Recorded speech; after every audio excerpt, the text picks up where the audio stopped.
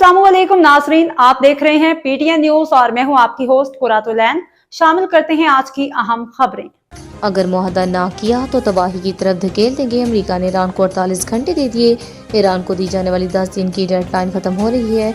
Donald Trump Washington. अमरीकी सदर Donald Trump का कहना है कि ईरान के पास मुआहदे करने और आबनाए हर्म्स को खोलने के लिए सिर्फ 48 घंटे बाकी हैं। अमरीकी सदर का कहना था कि ईरान को दी जाने वाली 10 दिन की डेडलाइन खत्म हो रही है। ईरान के पास मुआहदा करने और आबनाए हर्म्स खोलने के लिए सिर्फ 48 घंटे बाकी हैं। ट्रंप ने खबरदार किया कि अगर ईरान ने मुआहदा ना किया तो इसे तबाही की तरफ धकेल दिया जाएगा।